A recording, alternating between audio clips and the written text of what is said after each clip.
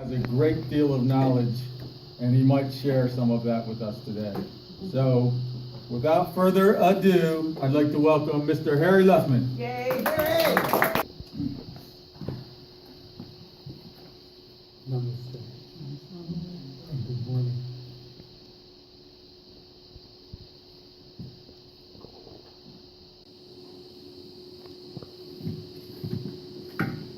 The subject this month, for the whole month, is happiness and fulfillment, and that will be the theme in all of the religious science churches all over the world.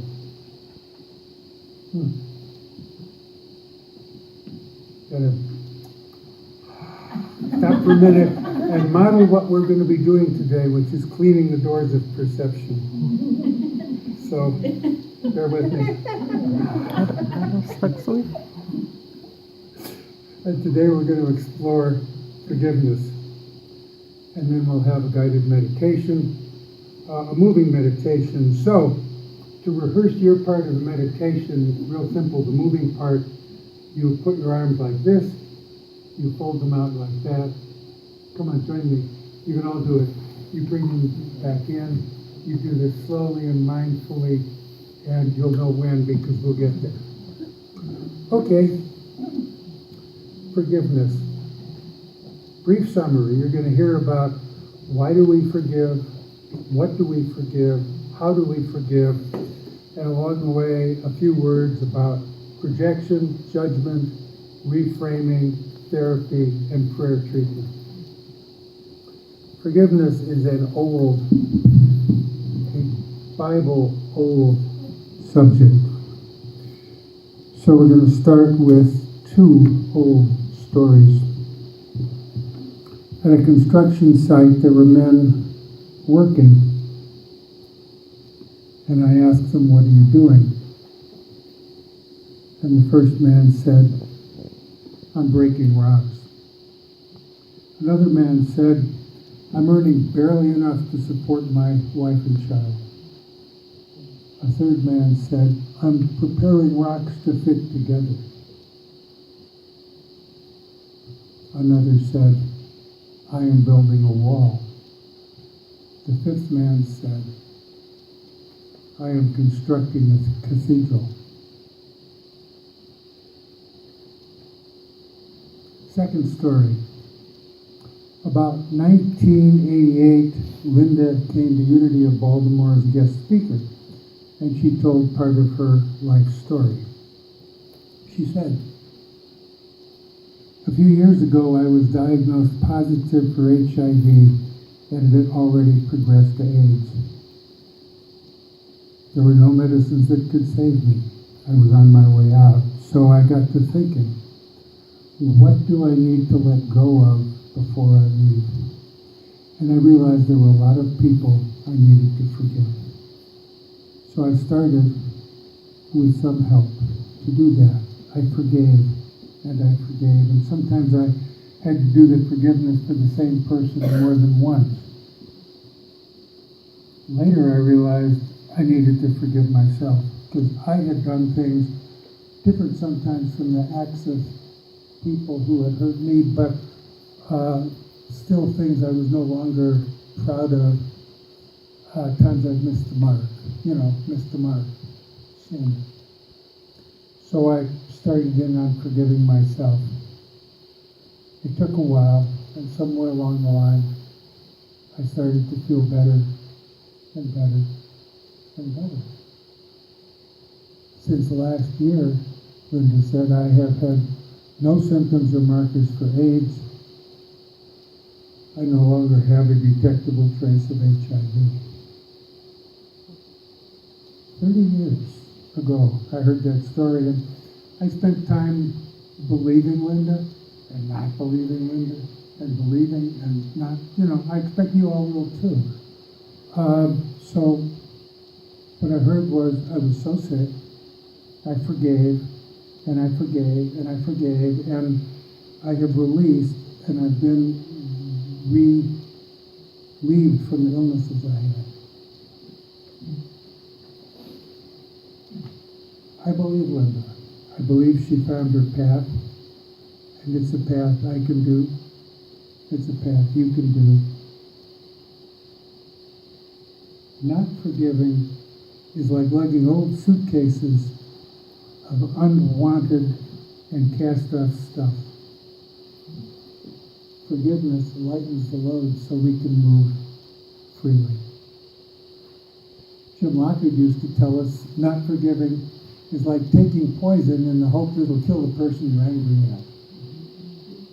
And Jeffrey used to say, not forgiving is like trying to shoot someone. I'll get you through your own head. Yeah. You don't have to forgive. You can keep on taking poison from your own hand, poison from your own mind, and you can keep hoping someone else that you have already judged, found guilty, and want to punish, that they will die. So you forgive. Are you just trying to forgive enough to maintain yourself? Yeah, that's breaking rocks. Are you getting rid of old things that hold you back? Are you fitting your life together so that it works better? Are you moving some of your resistances out of the way? Or are you choosing to be an active participant in building the cathedral of your life? Today's talk is about how to build your cathedral. And later I might ask you two questions. When are you actively engaged in forgiving? And possibly more important, when are you actively withholding forgiveness? So we know the importance of forgiveness. Let's do a quick survey. How many of you, when you try to forgive, don't hold your hands up high, just hold them so I can feel. How many of you are trying to forgive and you feel sad? How many of you feel angry all over you?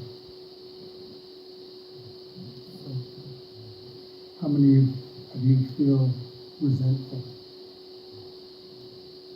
And how many of you feel stuck? Yeah, okay. I'm talking to the right people. Okay.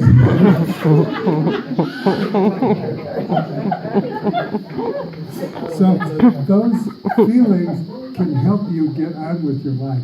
I'll come to that later about how that works. Okay, the title of today's talk is Our Need for Forgiveness. And the cliff notes are provided by Reverend Dr. Peggy Price.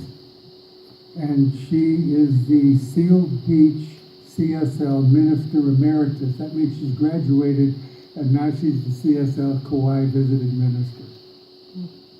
That's her. And she picked some Ernest Holmes quotes from Living the Science of Mind, page 400. We are all human beings, and we've all made mistakes. We all carry an unconscious burden of guilt, and we all need a sense of being forgiven. One of the most revealing things in the new science of mind is our need to feel that we are right with God, right with life, right with each other. And on page 401, Ernest Holmes writes, it's impossible for us to have a sense of being forgiven while we condemn others. That's really important. This winter season has holidays appropriate to give gifts. What greater gift can we give to others than forgiveness for others and possibly, perhaps, for ourselves? Whether we're forgiving them or forgiving us, forgiveness is not about the other. It does not condone actions that harmed us. Forgiveness serves rather as a pathway to deeper compassion and love for ourselves and love for each other. Forgiveness is kind of the gateway to a deeper sense of namaste. From the Book of Forgiving by Archbishop Desmond Tutu and his daughter, they write, when a hurt or harm happens, we can choose to hurt back or to heal.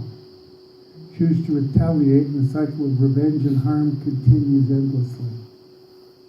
Choose to forgive and break that cycle, and we heal, renewing or releasing the relationship. Renewing or releasing. I like that. Forgiveness is also good for your health. It sure was good for Linda's. And medical science sees a correlation between unforgivingness and health issues. Shed a few pounds, shed a few grudges, feel lighter both ways. His Holiness the Dalai Lama writes, forgiveness is about healing suffering for ourselves and for others. Until we develop compassion within ourselves and a concern about the welfare of others, we cannot truly forgive. We can't change the past, but we can change the way we view it. The unforgiven experience. You get to think, what did that experience teach me? Can I look at the past in the light of growing from it? Am I able to see the gifts or the wisdom or the insight or the compassion that the experience gave me? So I moved into a larger experience of life. And I'll give a couple examples in a minute. So what is this stuff we're called to forgive? Mostly it's resentment and it's anger. Some of it is so old in us and so deep. This short poem will probably speak to a few of us. Every school child knows it. It's bred in the blood and the bone. The goal is not only to be loved, but to be loved alone. That will only speak to a few of us, but that's for you. I want to forgive the things that anger me. There are three principal sources of anger: unmet expectations, inadequate personal power, and projection. If you had anger, you get to ask yourself, if you're dealing with a forgiveness issue, you get to ask yourself, do I have expectations that are not met? Did I have expectations that were not met? Can I forgive that? Am I or was I feeling inadequate power? Can I forgive that? And am I projecting something that's mine and buying my own projection as something out there to attack? Can I forgive that? Okay, now we're going to talk about how do you do it. Sometimes the easiest, the best might be to change the meaning. That's what's called reframing. Our takeaway has been anger or negative emotions that need release.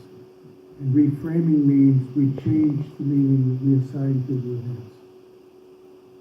In the Book of Joy, Archbishop Desmond Tutu and His Holiness the Dalai Lama co-wrote. And Bishop Tutu shares in this book a story about his childhood with his alcoholic father and his long-suffering mother. His father abused his mother when he was drinking, and he couldn't forgive his father. He shared this. I was very angry with myself for being too small to beat him up. I mean, when he was sober, he was such a wonderful person. I just adored my mother. She was such an incredible human being, a very gentle person, and that just made it worse. And there was a son too small to intervene when she was being roughed up. My father died some long time ago. I still regret I've not been able to have closure with him. I've carried this burden of guilt for so many years. Note something here. He's talking about unmet expectations that his father would be always a good guy, and he had inadequate power because he was a kid, so you get it. The Dalai Lama was quiet for a while, and then he said, you spoke about how wonderful your father was when he was sober. It was only when he was drunk that these things happened. It's the alcohol that's to blame, really.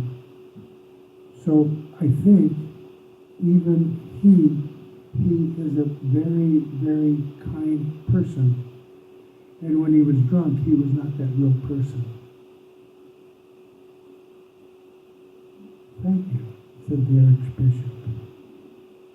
That's reframing. It's the same story, almost, but the story has a different meaning. And in that new construction of meaning is our freedom and our gratitude. I'm remembering Ellen's bar mitzvah. Ellen's dad was a friend of mine, and I was supposed to get a picture of that, but I didn't. So anyway, that's not them, but you get the idea. Okay. Ellen was all tied up with his parents.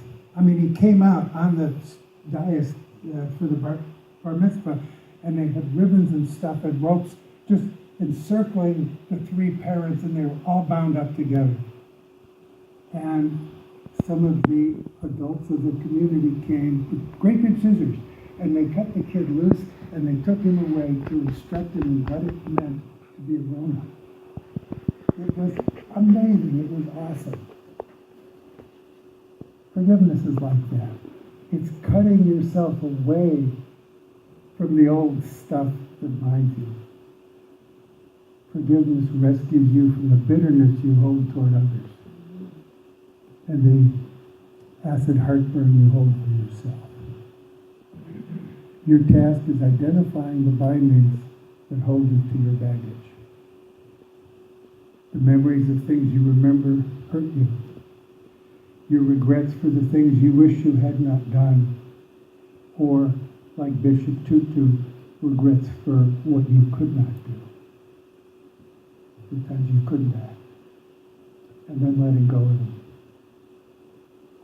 But I still remember the baggage I carry, and I want to forgive. So, step one, decide to forgive. And sometimes you will have this blinding flash of realization that someone you remember and have not forgiven was showing you a different personality, and it hurt you. And that you're no longer threatened by being hurt again. They don't show that personality anymore, or they're gone. And you are safe now. It's really important. You are safe now. We often don't forgive because the holding on is supposed to protect, to keep us safe. And the reality of choice is, that's the other one, the picture with the cat. Well, that's it. We'll come back to this. But the reality is, that one. That's it. You have a choice. You have a choice. You're safe now. You don't need that. You're actually over here. You just don't know it. Okay, so you decide to forgive. It's like that song, "The door is always open," the one right there in the middle of your heart, from Rumi, from Bob Sana. And you just kind of let go in a whoosh, and there's this quick process. When I started to write this talk, something came to mind, and it was that kind of release, and it was whoosh, and I can't even remember what it was, or who it was, or when it was. It's gone. So here's another way to let go. Go into memory and bring up the picture or the movie of what happened into your mind. You can see it again, you can hear it again like on a TV screen. And you turn the volume and the brightness down. You alter the picture intensity and the sound. Make it dim enough, quiet enough, far away enough. Your memory of it pushed back. So you're just an observer or a listener, and you're not really involved in that action anymore. You can see it, but you're not there. It's just a small, blurry, distant picture. And you do this until it gets a new permanent position, far from and separate from your life. It's done. I forgive. Send the memory away. I forgave. And the third we'll talk about is projection. Last week, Ray talked about projection. There's some old issue that really triggered me, and I became angry at the behavior of the person who triggered it. So we'll make that clear with a couple examples about projection. Years ago, I was in LA with friends, and one of my children came to town, and we went out to have a picnic in the park. And one of the people at the picnic pulled out a bottle of wine. We had food and wine, and my kid got really upset. How can you have wine? You can't do that. You put that wine away. Well, I guess my kid had just entered a 12-step program or something. And the sight of the wine, they were projecting onto me how anguished they were about themselves. That's projection, okay? That's the out there story. Now I'll tell you my story. It's about the cousin and the food. I have a cousin who's a bad cook. I mean, she comes to the family celebration. She comes to the big potluck dinners, and she brings something that's almost inedible. And then she wants to take home all the leftovers. Okay, everything. The turkey, the ham, the gravy, the potatoes, the vegetables, everything. She wants to take it all home. And I get furious every time. I wasn't even at the last celebration. I get angry just hearing about it. I wasn't there, but I get so annoyed. So you get to ask yourself, but why? I was raised in a family where no leftovers. Eat all that. We're not putting anything away. No leftovers. So I kind of understand where cousin's coming from. I mean, we were both raised by children who were marked by the Depression in this country. No leftovers, no waste, and so on. Okay, so do I have compassion? Well, yeah, kind of. Can I forgive? Yeah, kind of. Is there something for me I'm not completely free of? Oh, yeah. Grabbing the leftovers, that's my old behavior, you see. I put in some effort to heal that because it comes from something. It comes from an urge, a fear, and a burning need that behavior is still based on in me. And it's a lot quieter now. I've done some work to modify that.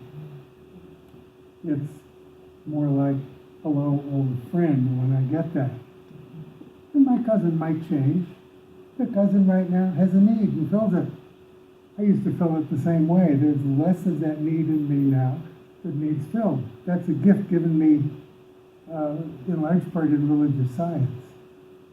And the cousin reminds me every time I get aggravated, I still have work to do on me.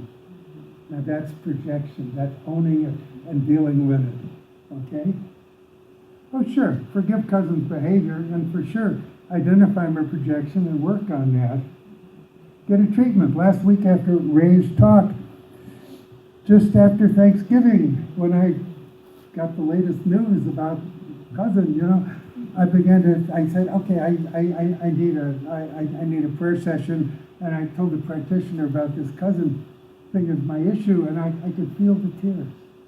But this is so old in me, there's no memories, there's no guidelines, there's just this feeling. So we did a prayer treatment to help me move on. What did I learn from my cousin? Well, I've reduced my behaviors that so annoy me when my cousin doesn't. And cousin's just doing cousin. There's no insult intended to the rest of us. The food's got to be rescued, taken home, consumed, or given to the dogs. The need's got to be assuaged. And in that, relatives and relationships don't count much. Been there, done that. But I still have my energy on my cousin. Then I know I'm not done with me. That's my truth. So the cousin becomes my teacher, and that's the reframe. Ray summarized this for last week for us. We are stronger with the strength of truth. Buddha says to understand everything is to forgive everything. Of Great, when are we done? Rosanna Dana says, it's always something. You're not done. You get to keep working on it.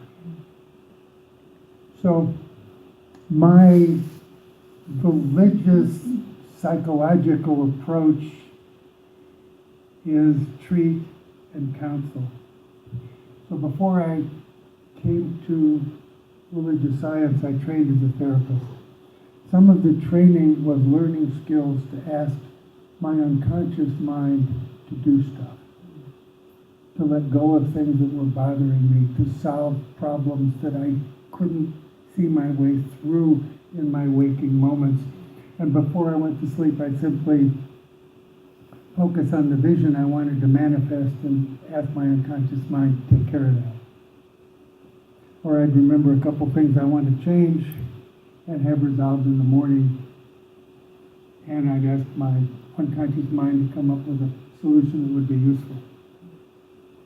It is, I finally understand, an alternative form of affirmative prayer. Unification, gratitude, have a clear vision of what needs to be manifest, ask it, claim it, allow it, and be grateful.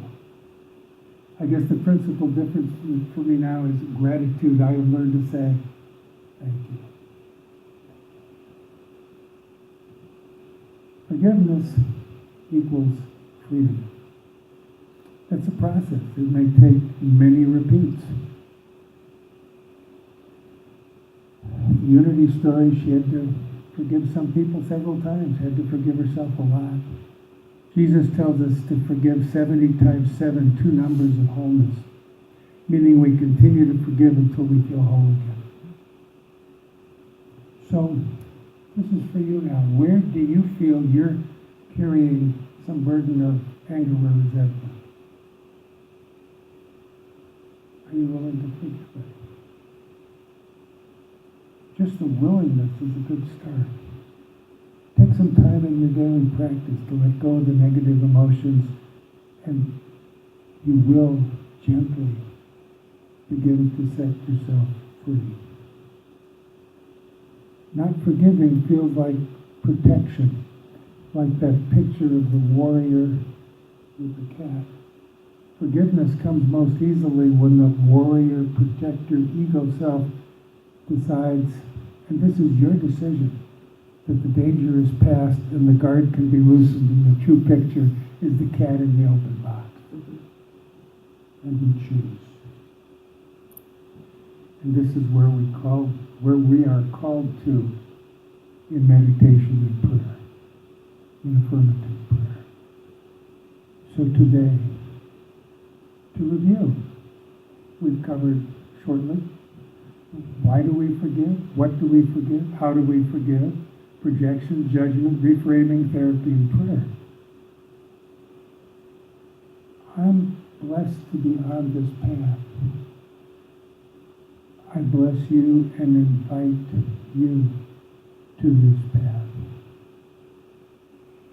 path of conscious and deliberate forgiveness.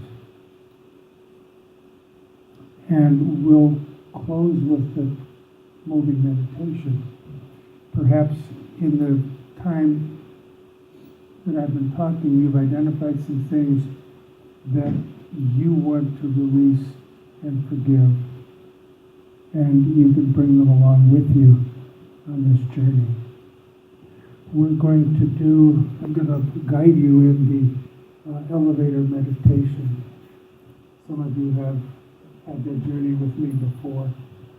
It's the glass elevator that goes up through the building and out into space. So get yourself comfortable. We'll be at this for a few minutes. Get yourself comfortable in your chair. You can do this with your eyes open and closed.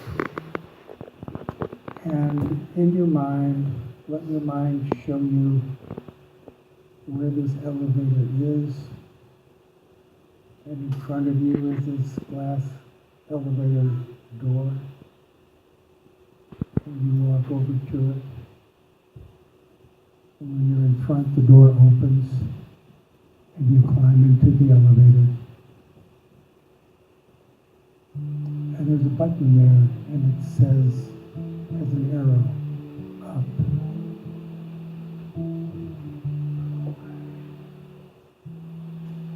And you notice very gently the elevator leaves the ground, and you see it rising through the place where you started, which is now underneath you. It rises out through whatever seemed to be holding it into the clear blue sky, and it's you in this glass elevator going up and up and up until finally there's just you and the blue sky. And up ahead of you, you see a very bright light. And the elevator comes to the level of this light, and it stops, and the door opens, and there is a corridor. And you can choose to walk down that corridor slowly toward that very bright, very intense light. And when you are close enough,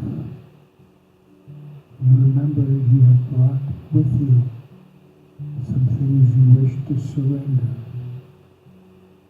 some things you're ready to let go of, some things you are now able to offer up for forgiveness.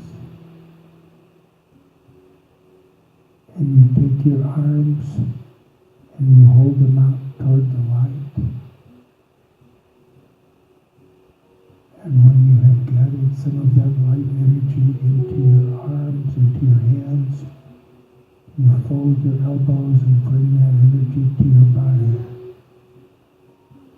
And when you put your hands out again, you are carrying out from you those things you wish to surrender, to give up, to forgive. And you hold them out to the light and you watch them go, you watch them vanish. The way the picture did in the TV. And you fill your hands with light and you bring them back. And when the hands are back to your chest, if you have more to forgive, let your hands be filled again. And repeat this as often as you choose to. And simply enjoy your time with this infinite recipient of all of the things you wish to forgive.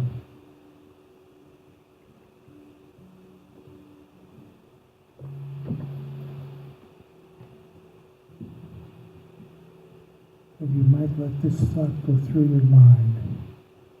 If there is any condemnation or animosity in me, I gladly release it. I release it and let it go as I turn to that silent presence which gives all and withholds nothing, which gives all, which withholds nothing, and I surrender to that. All that I have carried that I am now willing to release.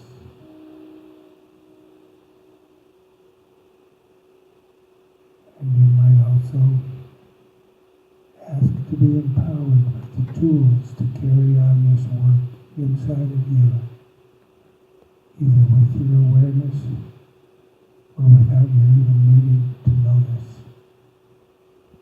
Because Spirit in you can do this work, you simply need to invite it.